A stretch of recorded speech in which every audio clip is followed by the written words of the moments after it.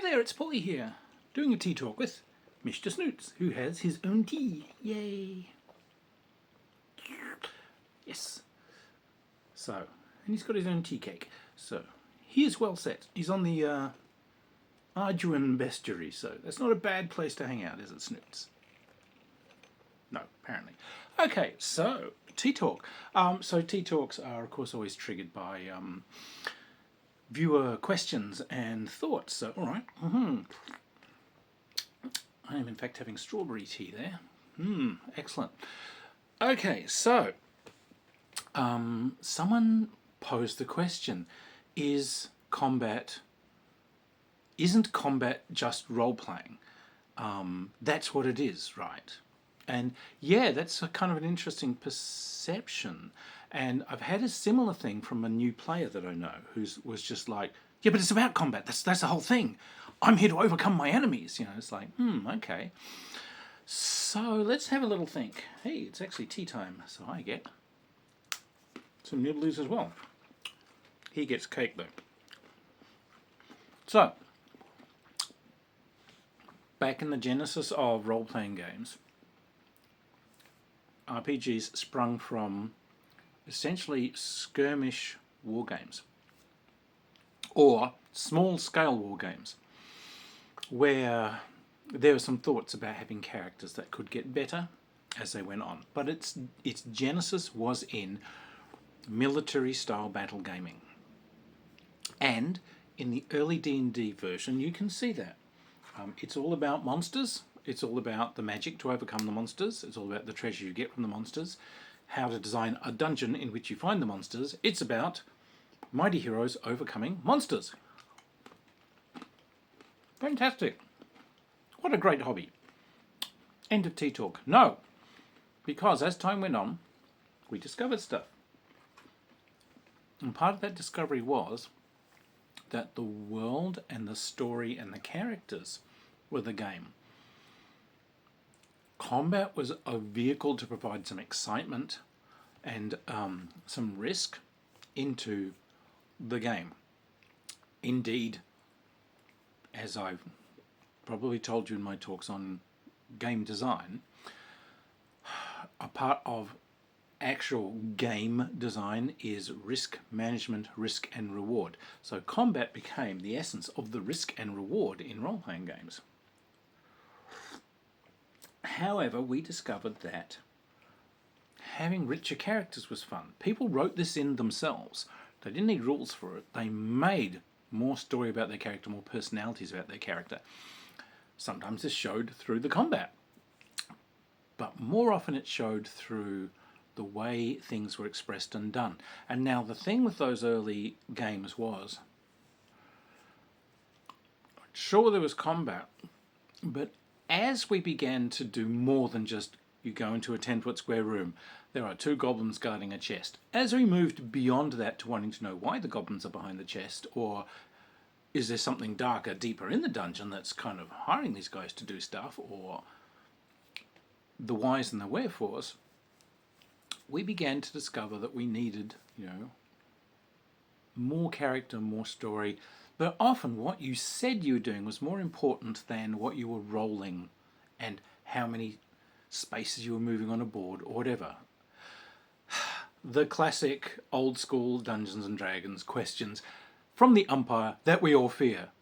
So, are you touching the chest? So, where is everyone else standing in the room? Was everybody in the room? So what was your marching order again? Who's at the rear? These questions, the things that, strike fear into the hearts of old school players. Because saying what you were doing and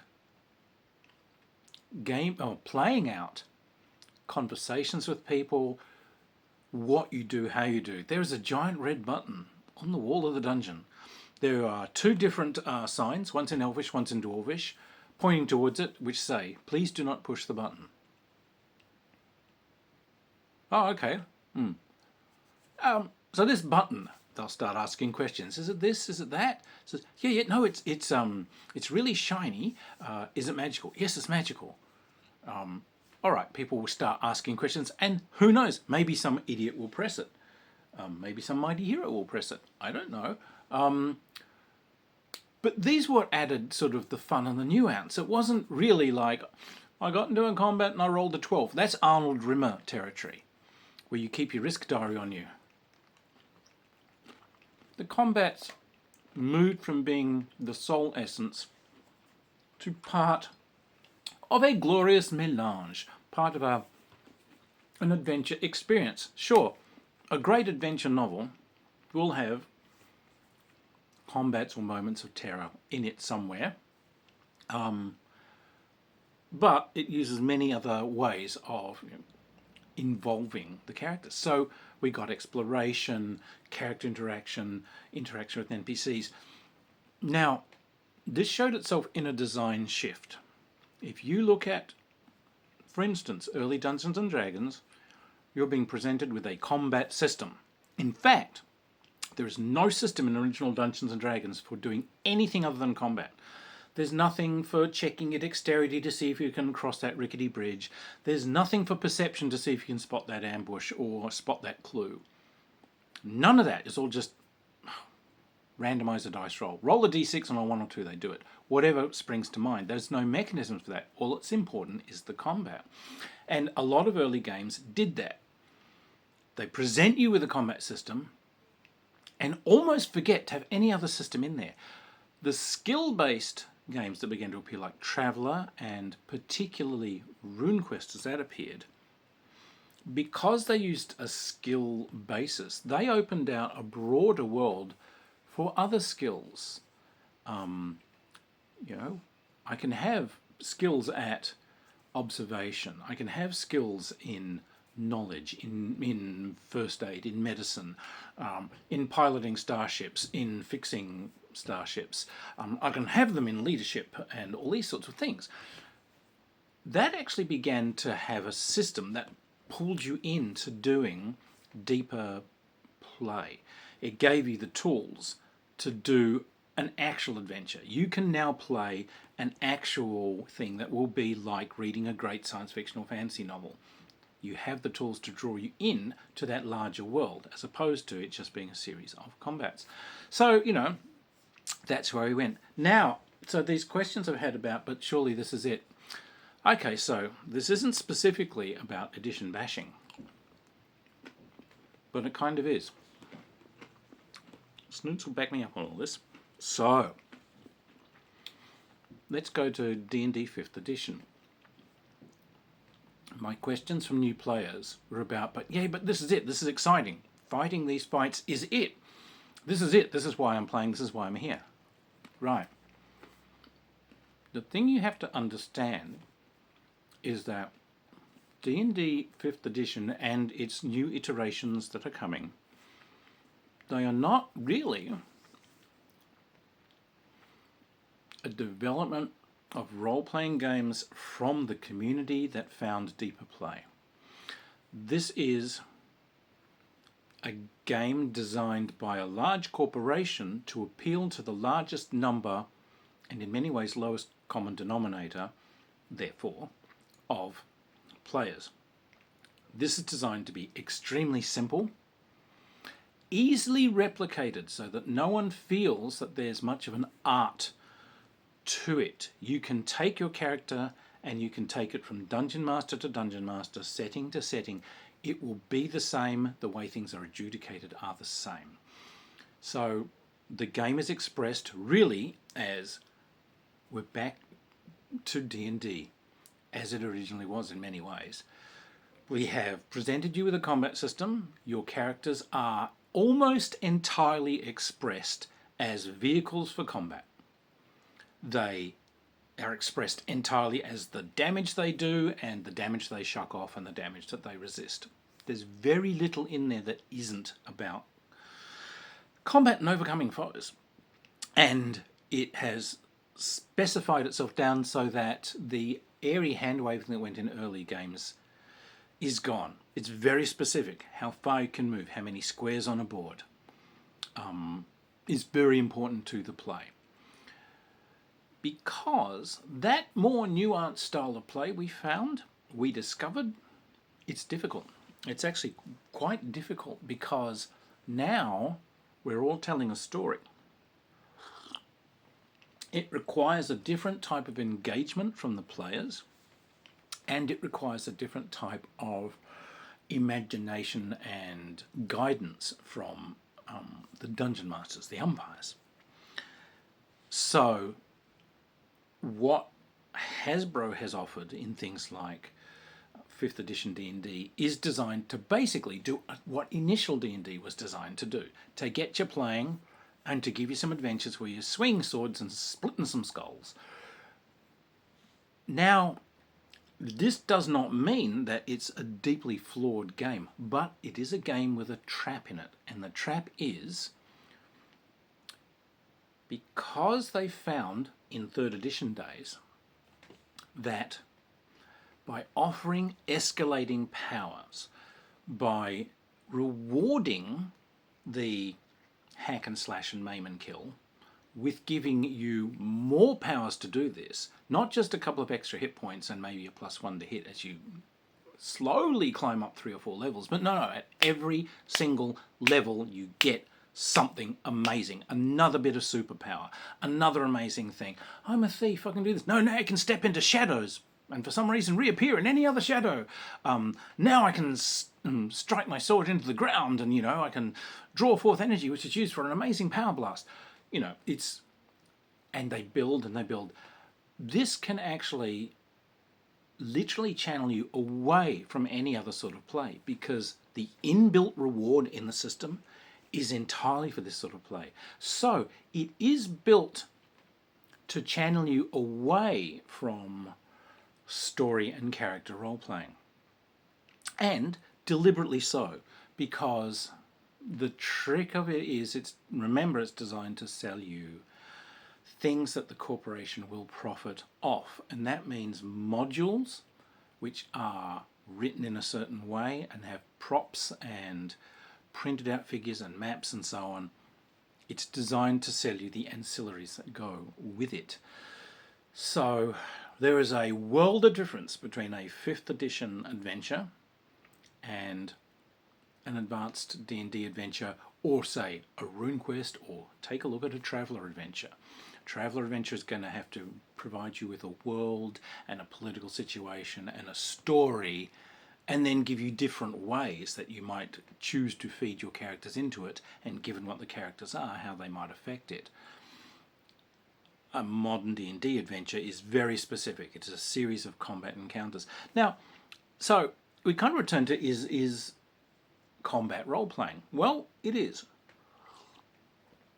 Fight's a part of story, as I said. Check your favourite cool science fiction novel. Check good old Beastmaster. Check Lord of the Rings.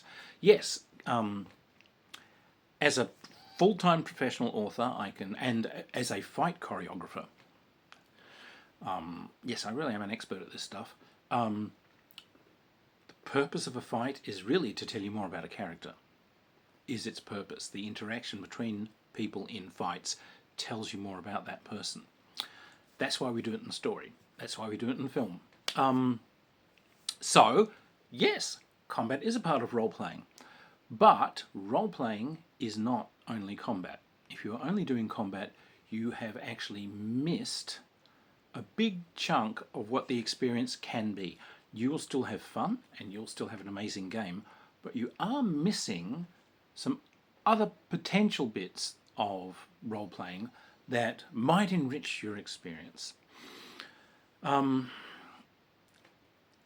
a thing that I have found about the combat gaming, unfortunately, is that it doesn't really lend itself to doing those great stories that you've seen. It tends to lend itself towards being a bully, because I have found that, particularly in many later editions of things like Dungeons and Dragons, there's actually a mechanism so that any combat encounter the players have, they will always be able to overcome their foe. There's a challenge rating. You can figure out the challenge rating of a party, and you can make sure that they are only ever met with stuff that they can defeat. But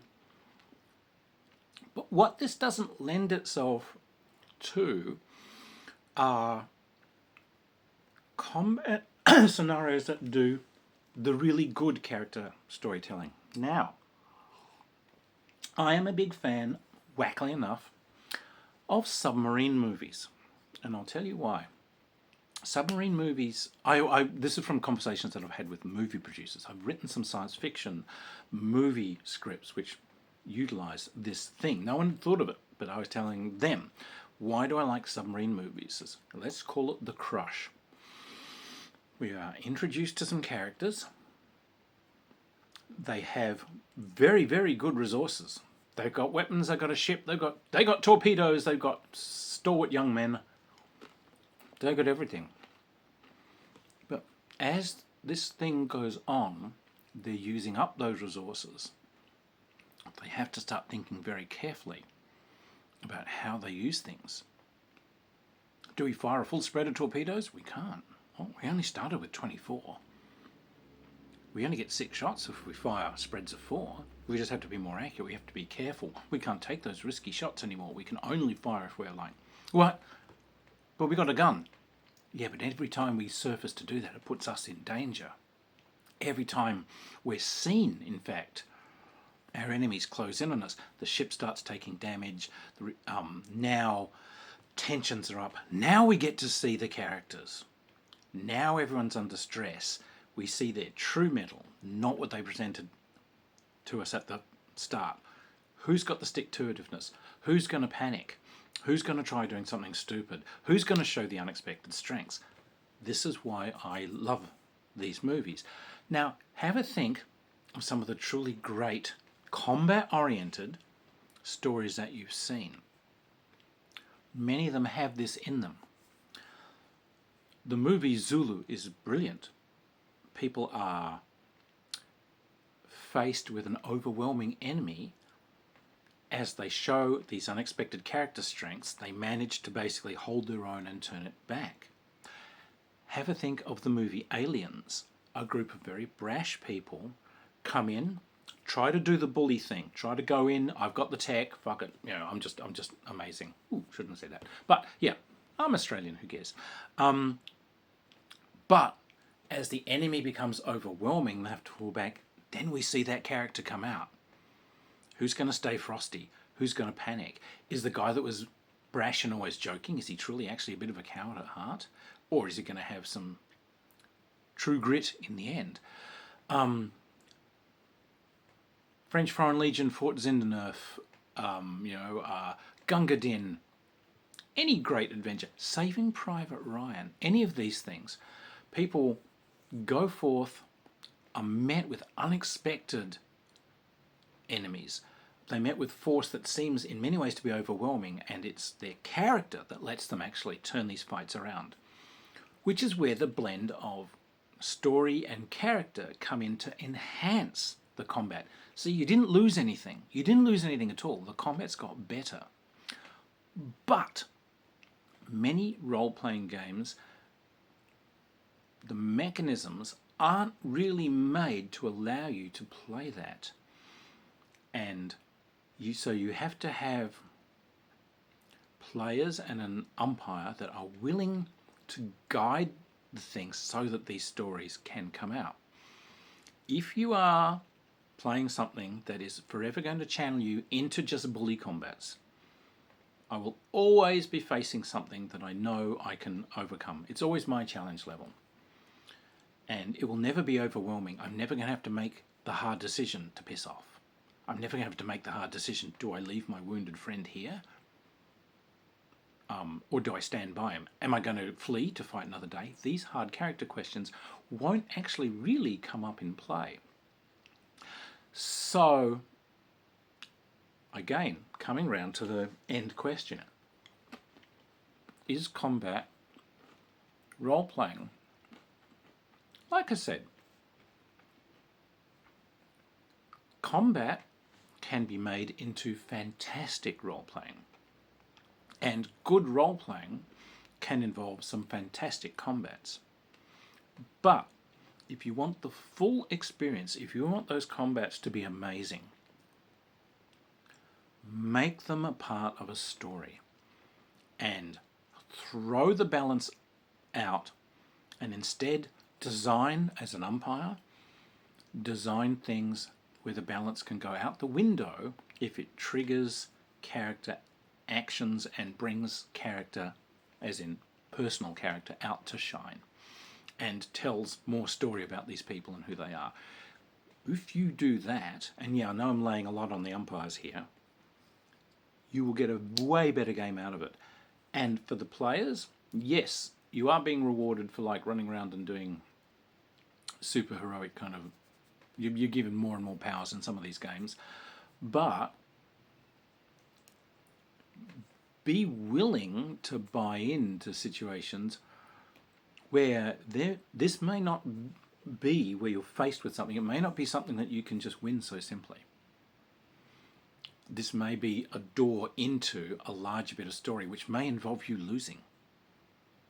Because it's only when you lose or think you're going to lose that your story can really come out, as you can come back out.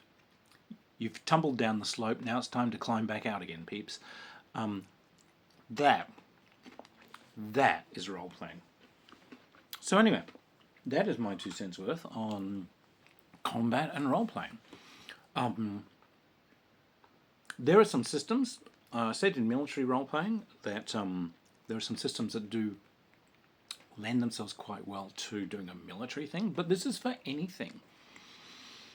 If you have a think of something like the Three Musketeers or anything like that, have a look at it. It is always something that kind of does put the characters under stress, and it's the crush. The crush is what's going to give you that combat heart-beating excitement.